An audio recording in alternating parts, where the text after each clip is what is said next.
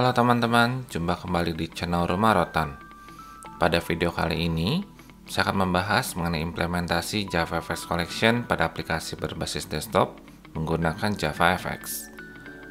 Pada proyek JavaFX yang telah dibuat, kita akan membuat dahulu beberapa buah package yaitu com.robi.controller, com.robi.entity, dan com.robi.view.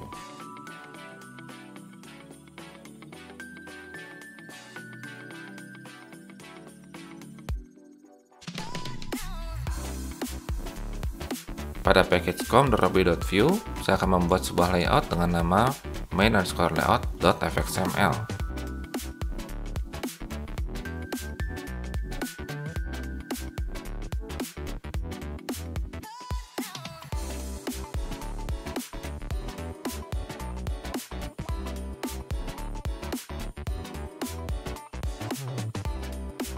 Pada layout tersebut, saya akan menggunakan beberapa komponen seperti VBox, Grid Pane, Label, Button, dan Table View.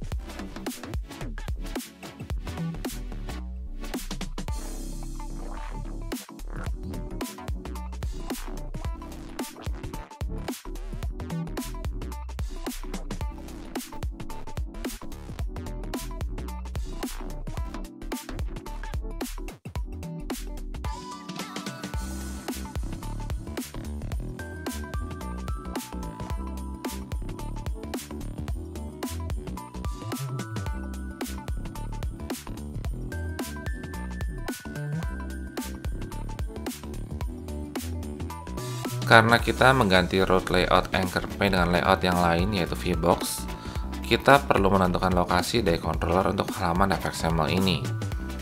Saya akan meletakkan seluruh file controller pada package com.roby.controller.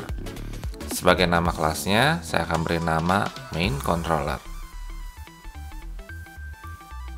Karena kelas main controller belum dibuat, kita akan membuatnya melalui menu create class main controller. Setelah kelas tersebut dibuat, kita dapat menambahkan dan menghubungkan komponen-komponen yang memiliki ID dan onAction untuk dimasukkan ke dalam kelas tersebut.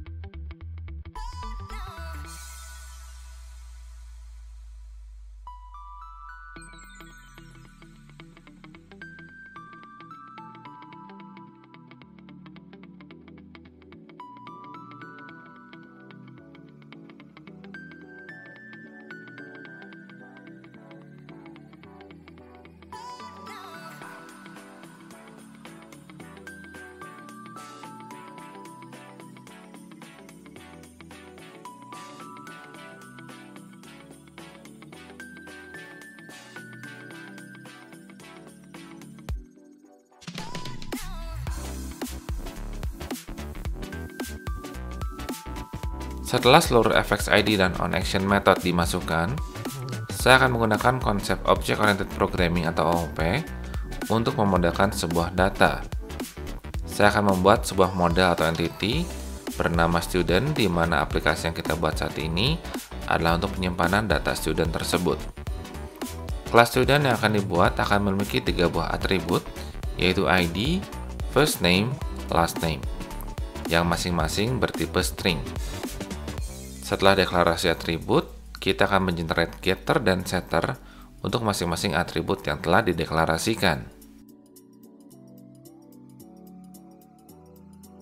Kita akan menuju ke kelas main controller untuk memasukkan model tersebut sebagai tipe dari combo box dan table view. Dalam JavaFX, combo box, table view, dan table column perlu diberikan informasi mengenai model dan tipe data yang akan ditampilkan. Saat ini kita akan menggunakan kelas student yang tadi dibuat sebagai model untuk combo box, table view, dan table column. Khusus untuk table column, selain memberikan informasi mengenai data model atau entity yang digunakan, kita perlu menyebutkan tipe data yang nanti akan digunakan sebagai tampilan di kolom tersebut. Pada studi kasus kita kali ini, data akan disimpan menggunakan observable list. Untuk itu, saya akan mendeklarasikan dan membuat sebuah observable list sebagai tempat penyimpanan data. Proses deklarasi dapat kita buat dengan kode program sebagai berikut. Untuk proses pembuatan objek students, kita akan mengimplementasi sebuah interface yaitu initializable yang memiliki metode initialize.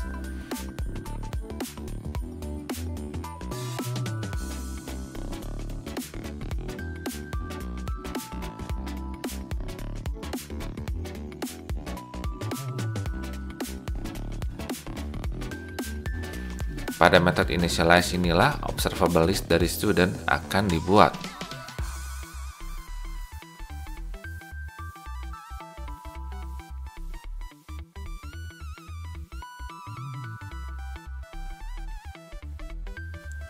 Setelah pembuatan objek student selesai, kita akan menginformasikan kepada combo box dan table view bahwa sumber data yang akan ditampilkan adalah objek ini. Untuk itu, kita dapat menggunakan metode setItems pada kedua objek combo student dan table student. Sebelum kita membuat isi dari metode saveAction, kita akan memindahkan main class yang sudah dibuat oleh IntelliJ IDE dan memindahkannya pada package com.roby. Setelah dipindahkan, berikut adalah perubahan yang saya lakukan terhadap file ini.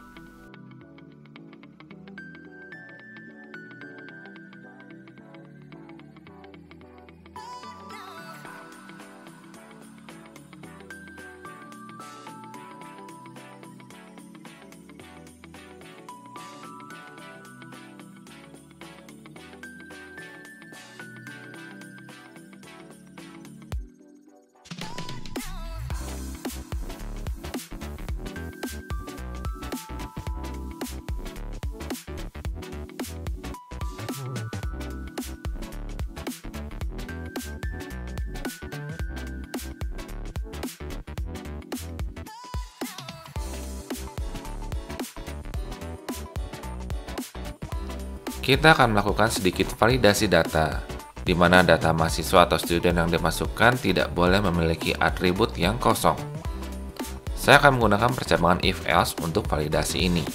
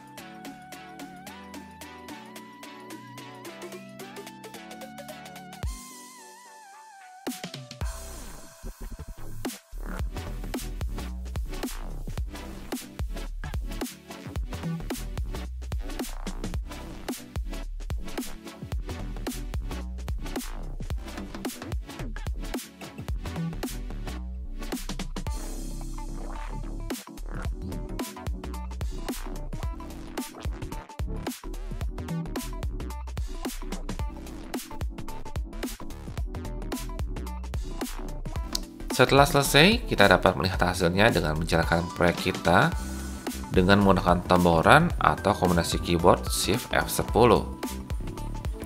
Pada tampilan jendela JavaFX yang muncul, kita dapat melihat bahwa sudah terdapat data baru pada combo box dan table view.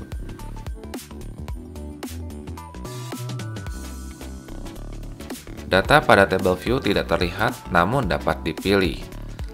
Sekarang kita akan memperbaiki hal tersebut.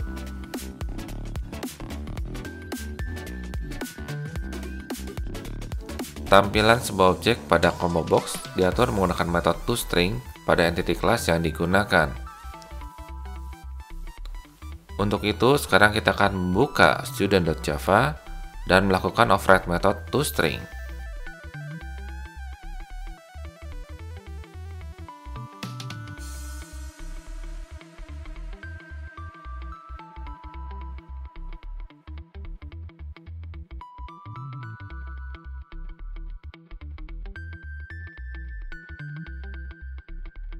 Setelah melakukan override metode toString pada kelas student, kita dapat menjalankan kembali proyek kita dan melihat hasil perubahannya pada combo box.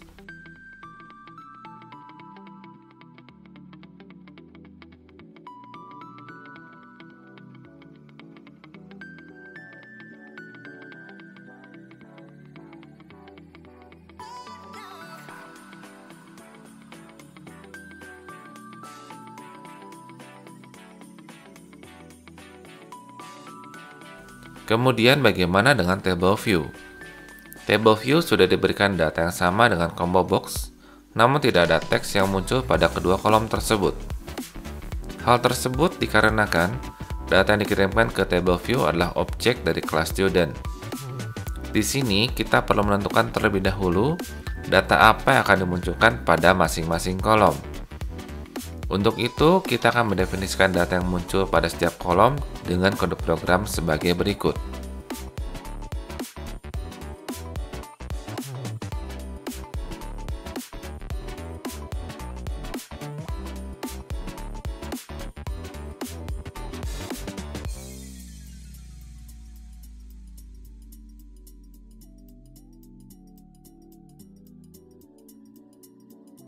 Setelah menambahkan kode program tersebut, kita dapat melihatnya dengan melakukan run project.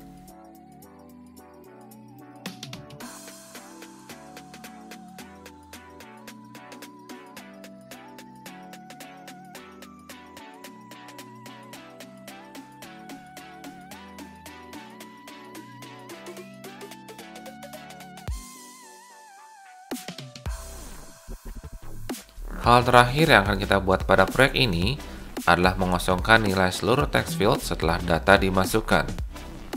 Untuk itu, saya akan membuat sebuah private method dengan nama resetForm. Isi dari metode ini adalah mengosongkan setiap text field dengan menggunakan objek text field tersebut dan memanggil metode clear.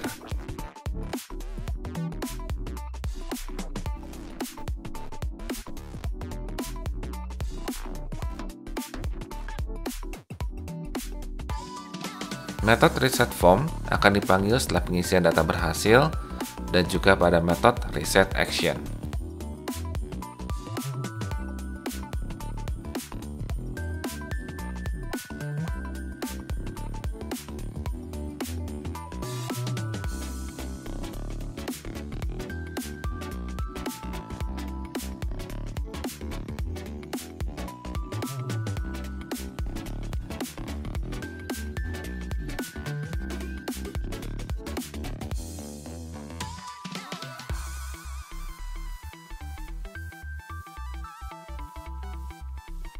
Sekian video mengenai implementasi collection pada JavaFX.